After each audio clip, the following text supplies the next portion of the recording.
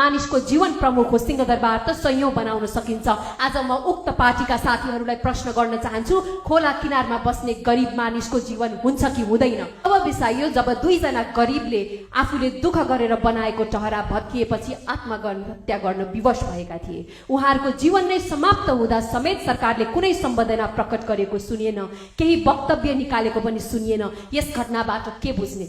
यसले स्पष्ट रूपमा यो सरकार सामान्य भोइ मान्छेहरूबाट कति टाढा रहेछ भन्ने कुरा जनाउँछ कि जनाउँदैन? यहाँ त मृत्युको पनि वर्ग र जात छ, क्लास एन्ड कास्ट हुँदो रहेछ। सम्माननीय सभामुख महोदय, गरिब भोइ मान्छेको मृत्युलाई त व्यवस्था गरिदो रहेछ। हिजोको दिनमा सत्तारूढ पार्टीका साथीहरूले भनेको सुनेका थियौं, मानिसको जीवन प्रमुख हो सिंहदरबार त संयौं बनाउन सकिन्छ। आज म उक्त पार्टीका साथीहरूलाई प्रश्न गर्न चाहन्छु, खोला किनारमा बस्ने गरिब मानिसको जीवन हुन्छ कि हुँदैन? हामीले भन्दै आएका थियौं विस्थापन अगाडि उचित व्यवस्थापन गर्नुपर्छ। त्यही बेला हामीलाई आलोचित गरियो, तर सत्ता पक्षका साथीहरू आज भन्दै हुनुहुन्छ अब थप विस्थापन अगाडि नै उहाँहरूको लगत संकलन गरिनुपर्छ। हामीले हिजो आलोचित हुँदै भनेका कुरा र आज उहाँहरूले भनेको कुरामा के फरक भयो त? होल्डिङ सेन्टरमा सुकुम्बासीहरूले भरेको फारममा उद्धार गरिएको जस्तो स्थान जस्ता शब्दहरू प्रयोग गरिएको छ। के उद्धार गरिएको भन्ने ठाउँमा जबरजस्ती डोजर चल्दछ? के उद्धार गरिएको भन्ने ठाउँमा घर भत्काइन्छ?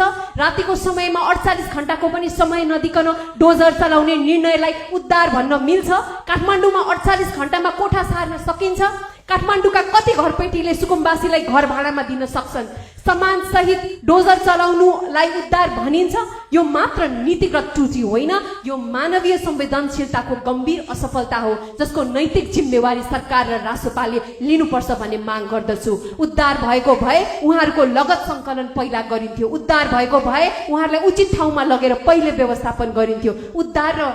उद्धार त उचित मानवीय हस्तक्षेप यानी कि गुड ह्युमन इन्टरभेन्सन मार्फत हुन्छ। मेसिनको हस्तक्षेप मसिन इन्टरभेन्सन मार्फत होइन।